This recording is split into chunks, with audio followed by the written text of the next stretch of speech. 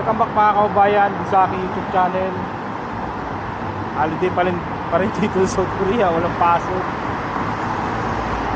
Dapat sana pupunta kami nung ibang kakilala ko dito sa dito yung library. Malapit lang dito lang din sa Seoul yun, sa malapit sa Gangnam Station. Hindi natuloy yung kakilala namin na taga Daegu. Hindi raw sila binigyan ng bonus ng amo niya, kaya hindi natuloy pumunta dito sa Seoul. Ayun, tinamad na rin akong gumala. Dito na lang din. Ngayon ay pupunta ako ng grocery. Para mamayang gabi shot na naman. 2 araw nang magkasunod nagja-shot.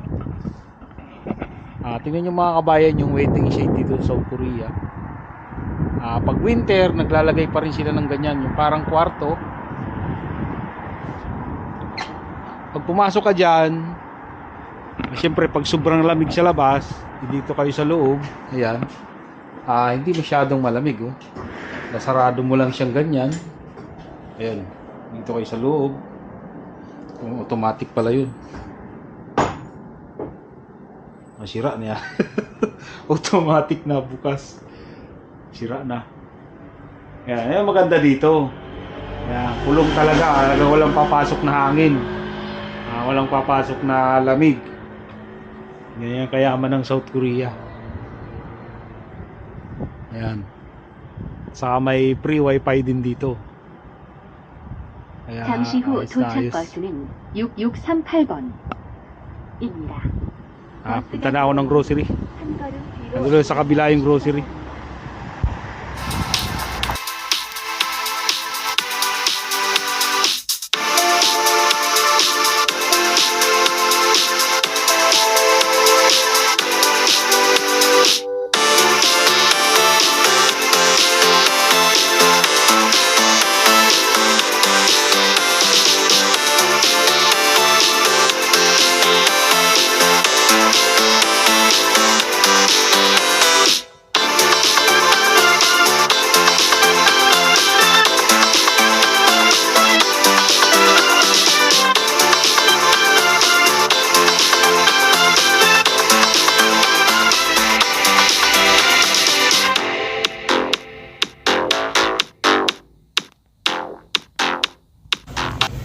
Walang magawa, kaya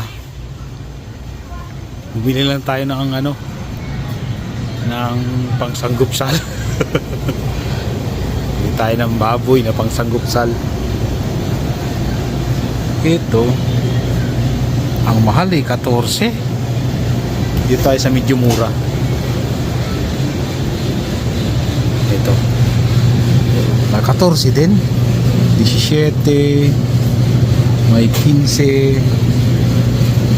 Haling kaya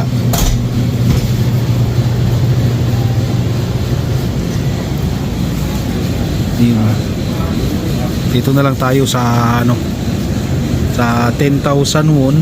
Pwede na rin to.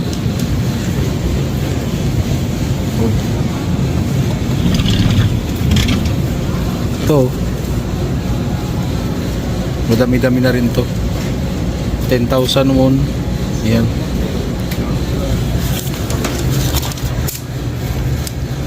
Pangit yung gayat, kaya medyo mura. Tapos bili tayo ng soju.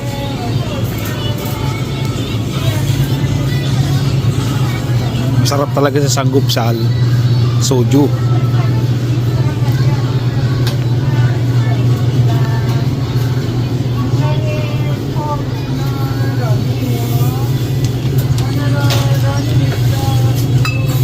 Soju 1,450 won. Kulay pula pero para para matapang. Tapos samahan natin ito mga kabayan, masarap to. Itong pula saka yung toksuda, ito na lang bibiling ko.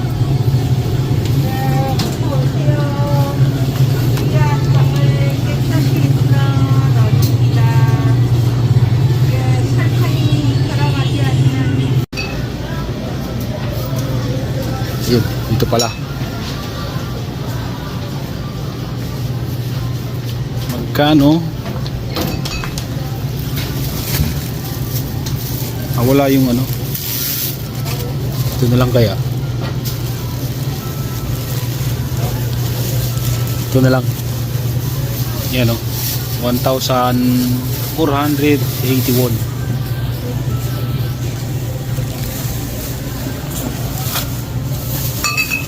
Tapos yung sausawan.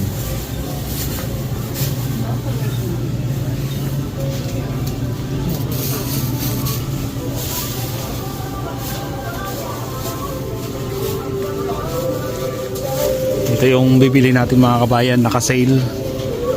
Ayan o. Dating 3,400 na yun, 1,351 na lang. Yan.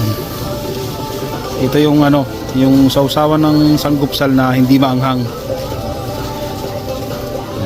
Medyo maliit lang.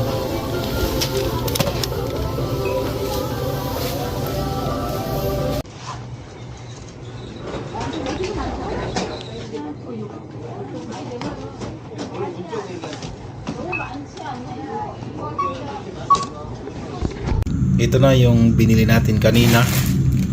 Yan, lettuce. Tapos itong baboy. Yan. Tapos soju. Ito 5% alcohol lang ito mga kabayan. Itong ano na to, soda na to. Tapos ito ay 24% alcohol.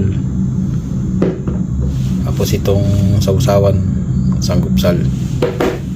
At iprituhin ko na lang itong mga kabayan, itong baboy na to. Maninipis naman yan. Saglit lang ito maluto. At habang piniprito, lagyan natin ng pamintang durog para mabango. Ito na yung tatagayin natin habang nanonood ng pelikula. Ayan, pinirito ko na lang yung baboy. Maninipis naman ang pagkagayat.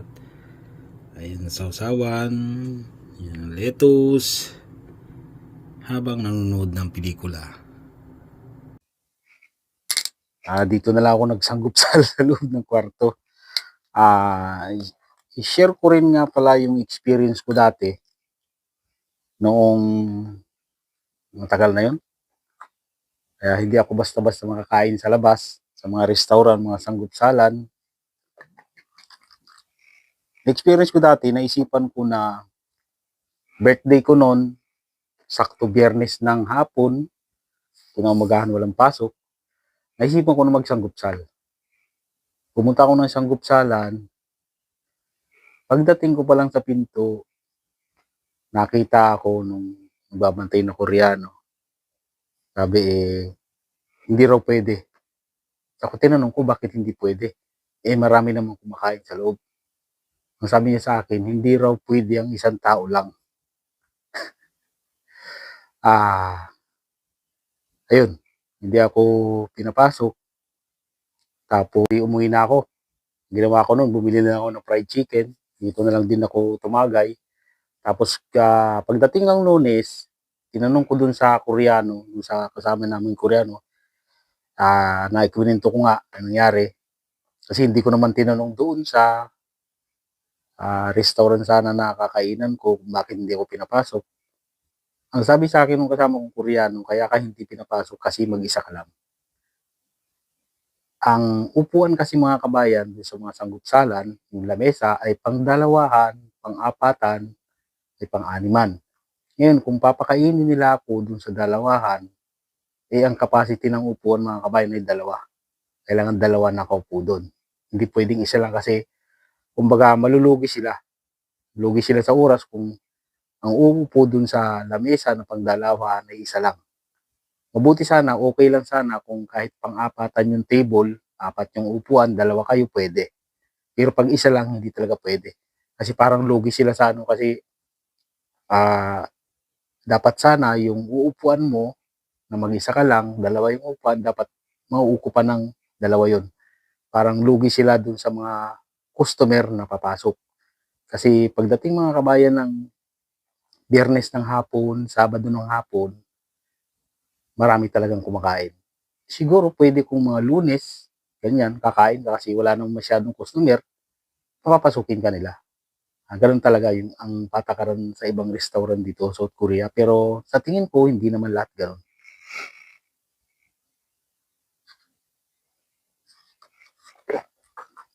Tapang. Medyo madami pala itong mga kabayan, yung karne na nabili ko kanina. Kalahati lang yung niluto ko.